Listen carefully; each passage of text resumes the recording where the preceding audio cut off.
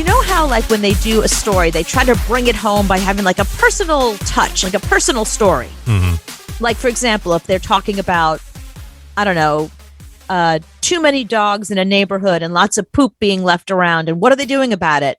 And they'll go and interview, like, one person with a dog, and they'll be like, yeah, no, I pick up my poop, I make sure. And they'll have the one person, and they'll follow them, and they'll follow them and their dog, and that'll be that. So the MTA here in New York City is in charge of our subways and buses. And the subways are having problems because the ridership is down. A lot of people, because of COVID, are working from home. They don't need to be on a subway. Because of COVID, they don't want to be on a subway because they don't want to be 2 inches. Yeah, there's no way to socially distance on a New York City subway. There just isn't.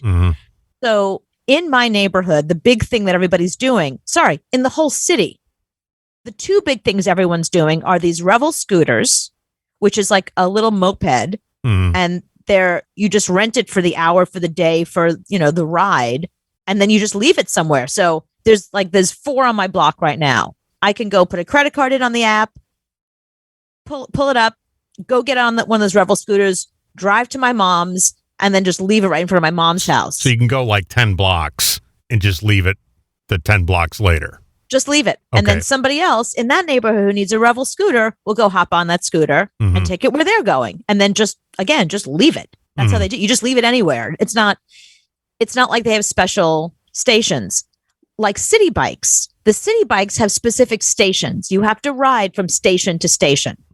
So the Citi Bikes behind my apartment, there used to be about, I don't know, maybe 20, 25 bikes. Now there's over 100 bikes. They took the entire block up. And they put bike after bike after bike. You go back there and it's like an entire city. It's a bank of Citi Bikes like crazy because nobody's taking the subways anymore and no one's taking the buses. They're taking Citi Bikes. Got it. So as a result, the MTA is freaking out because someone just handed them $4 billion for improvements right before COVID. And now they can't justify that because they don't have the ridership. So the MTA is a big topic on New York One. That's our local New York channel.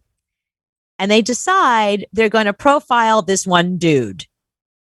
And the way they tell the story, it makes it seem like because this one dude decided to take a Citi Bike to work instead of the MTA, he is single-handedly taking down the MTA. This guy.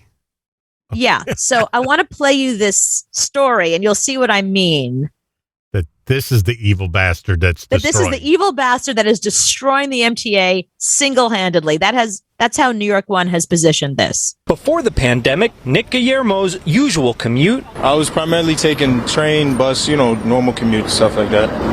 And then what happened during the pandemic? I switched up. I normally started taking the Citi Bikes and just cabs, more like solo travel. How come? I didn't want to be around that many people. It's too crowded, City's already crowded, but why make it more crowded when it's, a pandemic going on? And the MTA needs riders like Guillermo, who is taking a Citi Bike home to East Harlem from his job as a lab technician to come back to mass transit. On Wednesday, the MTA's chief financial officer warned of service cuts in 2 years to account for a new normal. That is, a drop in ridership. Right, because of people like Guillermo. Receiving more than $14 billion from a federal bailout of transit agencies. At some point, we need to figure out where is our ridership? I think I said $4 billion, so it's $14 billion that they're getting. That we need to provide to meet the needs.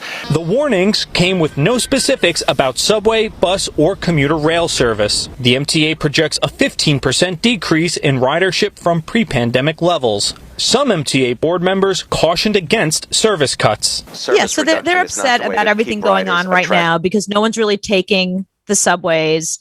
But then when they go back to the story about Guillermo, it makes it seem like that it will really get makes it seem like he's the guy. Now. Like he's responsible. So you can let her keep playing. Crazy. A lot of people. He's upset. She's upset because they have to get to work. It's crowded. There's fewer trains because of people like Guillermo. In the meantime, MTA officials are trying to run as much service as possible and encourage people like Nick Guillermo to get back on trains and buses. But for now, he's got Citi Bike and plans to buy his own bicycle. So I definitely find a way to integrate that into my normal daily commute. And that means fewer trips on the MTA. That does mean fewer trips on the MTA, but it means better legs for me, so I can't complain. They're like, and they're making all of these changes, and they got this $14 billion, but what's the point if, Guillermo's going to go buy himself a bicycle? Yeah, we just lost Guillermo, and all that, the $4 he was spending a day, we're going to lose that. Well, it's $5.50 per day, or per day at least. Mm-hmm. But it's funny, but it's like they use this kid as an example and they keep going back to him. And the way the reporter reports it, it makes it sound like they're spending $14 billion to get poor Guillermo back. Now, how much is that Citi Bike? I don't know. I don't take Citi Bike. Right. To be honest with you, between you and I, we call them Citiots because it's not people like Guillermo. It's people that have never ridden a bike in their lives or don't normally ride bikes. They don't know the rules of the road. They ride the wrong way. Even though there's bike lanes, they ride the wrong way on the bike. They ride on the sidewalk, which is illegal in New York. Mm-hmm. Instead of putting the bike back in the Citi Bike stalls, they just leave them on the streets. So we call them Citiots. And also, the bikes are not good bikes, as you can imagine. I mean, they're shared bikes. So they don't get very fast. The brakes aren't great. And you get a lot of people that don't understand how to use them. We call them Citiots. Anyway, that's why we call them that, because they're a problem. They're really a problem. So the scooters, can you ride those on the sidewalk, or do those have to be have to be in the street too?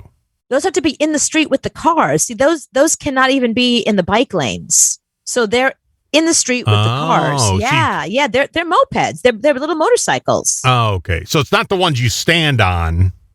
No, not scooters. Oh, they're okay. Mopeds. All right. Do they have the standing motorized skateboards with a stick on them?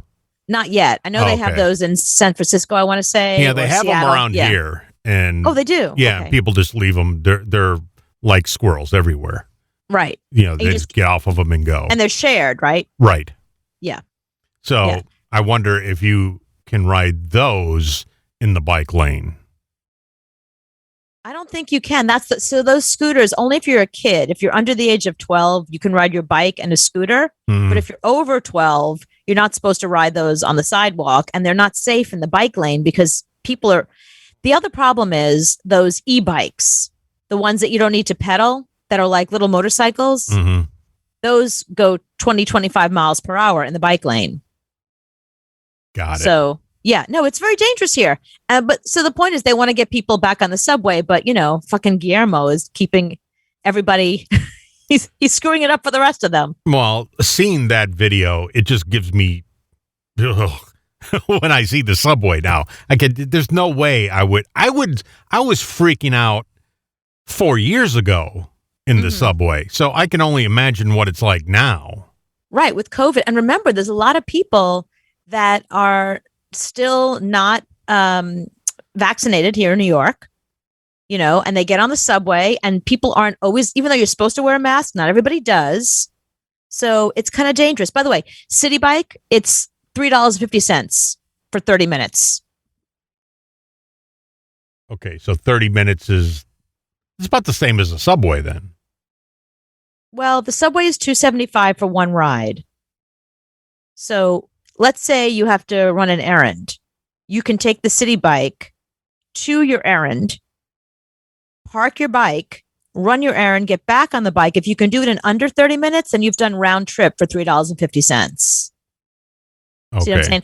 And the bikes can go wherever you want to. The subways have specific stops. If I want to go on the east side, I have to go to the 6 train on Lexington Avenue. Maybe I don't live anywhere near Lexington Avenue.